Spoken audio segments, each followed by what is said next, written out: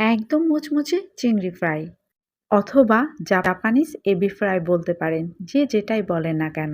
খেতে কিন্তু ভীষণ মজার হয়। উপরের লেয়ারটা ক্রিস্পি থাকবে আর ভেতরের চিংড়ি মাছটা সফট থাকবে। প্রথমে আমি এখানে কিছু চিংড়ি মাছ নিয়ে নিয়েছি এবং চিংড়ি মাছের মাথার অংশটা নিয়ে নিয়েছি এবং লেজের অংশ নিয়ে নিয়েছি। চিংড়ি মাছের মাথাটা যেন খুলে না যায়, তাই মাথার কাছে কিছুটা খোসা রেখেছি এবং লেজের কাছেও কিছুটা খোসা রেখেছি। আর মাঝের অংশের খোসাটা ফেলে দিয়েছি।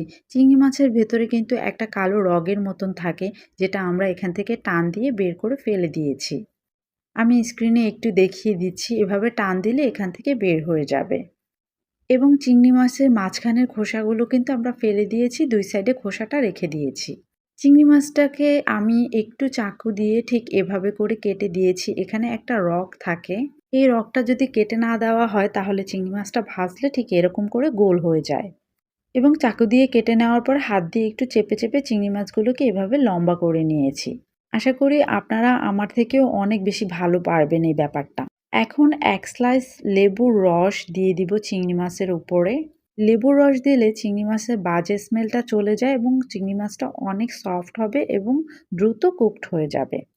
লেবুর রস দেওয়া হয়ে গেছে, এখন দিয়ে দিচ্ছি 1/2 চা চামচ গোলমরিচের গুঁড়া এবং 1/2 চা চামচ লবণ।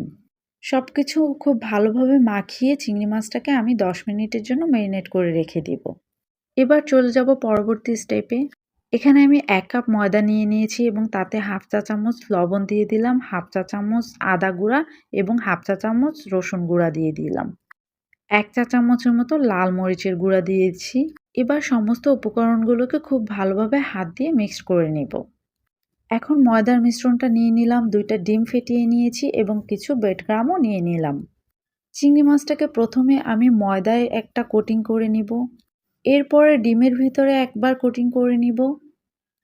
ডিম থেকে গড়ানোর পরে সবার লাস্টে ব্রেডক্রাম্বে কোটিং করে নিব, ঠিক যেমনটা আমি দেখাচ্ছি। চেপে চেপে একটু কোটিং করে নিব। সবগুলো চিংড়ি মাছ ঠিক এভাবেই সেমভাবে আমি কোটিং করে নিচ্ছি। স্ক্রিনে দেখলেই বুঝতে পারতেছেন সবগুলো হয়ে গেছে, এখন জাস্ট ভেজে নেওয়ার পালা। ফ্রাই প্যানে তেল গরম করে আমরা চিংড়ি মাছগুলো এক এক করে দিয়ে দিব। চুলার জালটা এখানে মিডিয়াম টু লো রেখেছি।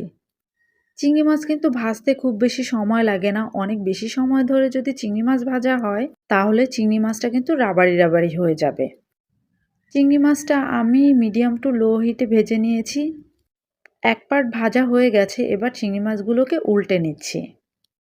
অপর পাশটা জাস্ট উপরের কালারটা গোল্ডেন ব্রাউন কালার হলেই আমাদের কিন্তু ভাজা হয়ে যাবে। অনেক বেশি সময় ধরে ভাজলে চিংড়ি মাছ খেতে ভালো লাগবে না। ভাজা হয়ে গেছে, এখন জাস্ট তুলে নেওয়ার পালা। তৈরি হয়ে গেল আমাদের মজাদার মুচমুচে চিংড়ি ফ্রাই। একদমই সহজ উপায় দেখিয়েছি আর খেতে যে কি মজা হয়েছে যেটা না বললেই নয়। আমার এই সহজ রেসিপিটি যদি আপনাদের কাছে ভালো লেগে থাকে তাহলে অবশ্যই আমার চ্যানেলটি সাবস্ক্রাইব করে আমাদের চ্যানেলের পাশেই থাকবেন। ফেসবুক থেকে দেখে থাকলে আমাদের পেজটি ফলো দিয়ে রাখবেন।